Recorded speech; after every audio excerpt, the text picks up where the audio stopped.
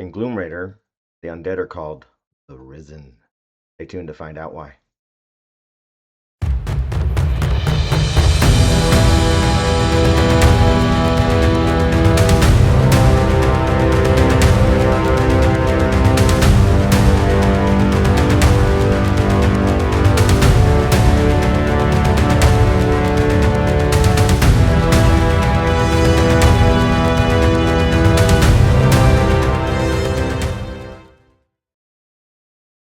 Hey there, Bradley Data here, creator of the Gloomraider fantasy adventure role-playing game.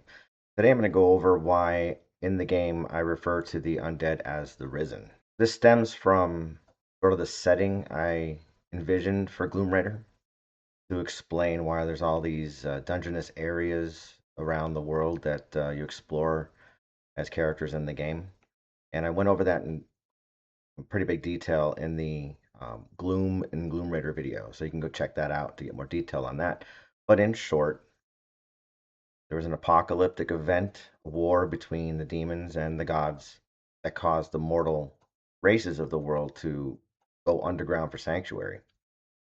During this war, the demons would raise the bodies in graveyards up as a skeleton army. And then as the war raged on, the freshly killed in the wars, they would also raise them into undead like zombies and ghouls and such.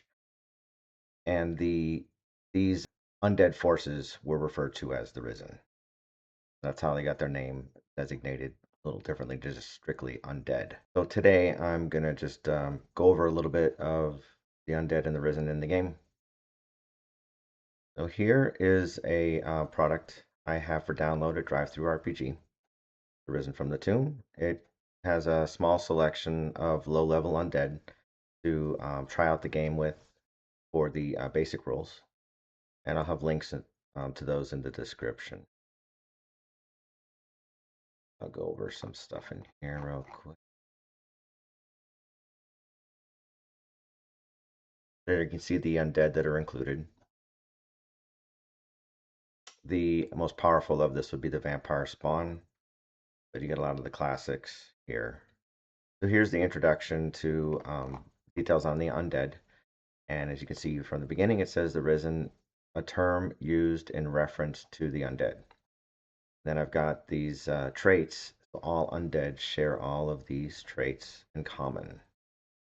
Instead of listing out all of these under each stat block, these are any undead or any Risen share these traits. And then anything a little different above and beyond this will be listed in the stat blocks. Real quick, I want to mention that the undead are gloom adapted. Means they don't need light to move around. Essentially, they don't need light to see you. And that's explained down in here. So you got your ghast and your ghoul. I went back to the original Advanced Dungeons and Dragons for inspiration for the undead. And so you'll see things in here that you may not see, like in some of the newer versions of D&D, particularly 5th edition. It's probably a much more expanded group of abilities versus what you might even see in Shadowdark, the Shadowdark role-playing game. Something that's classic and old school, if you look under the ghoul here, paralysis.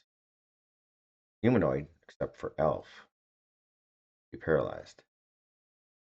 It said specifically in the AD&D rulebook that elves were immune to a ghoul's paralysis. So that's listed in here. Something of note here with the skeletons. You notice that they take half damage from slashing weapons, 1 point of damage from piercing weapons, and immune to cold base damage. Holy water will cause a d4 damage to them per vial. And like here's that vampire spawn I told you. Most powerful undead in this book. Something I brought back is life drain. Lose a level. So something that kind of went away with the later editions of D&D is level loss. It's really messy, bookkeeping wise, but it's devastating to your characters. And I don't know, as D&D went more to a heroic game, like losing levels was a little too much for a lot of players. They took it out. Well, I put it back in. What this did was made undead, particularly some undead, particularly really scary for the players, not just, you know, role playing for the characters, but I mean, legitimately, the players are like, oh my gosh, facing, vampire spawn. I could lose levels of my character. I don't want to lose levels. That kind of tension is awesome in the game. Your characters should be scared to fight undead. And if the players are scared to fight undead, then that's a good thing, in my opinion, in the game. So I left life drain in the game, and the various undead in AD&D that had life drain will have life drain in this game as well. Lastly, I want to touch on the zombie. I also mentioned here the holy water, like the skeletons, and they're impervious to cold-based damage as well. Low, always attack last in the round. So in initiative, if you're just fighting zombies, there's no need for the players and DM to roll off a d6 for initiative. Players will always go first in the round. Now let's get into the main class in the game that would be used to combat these undead, and that would be the Templar.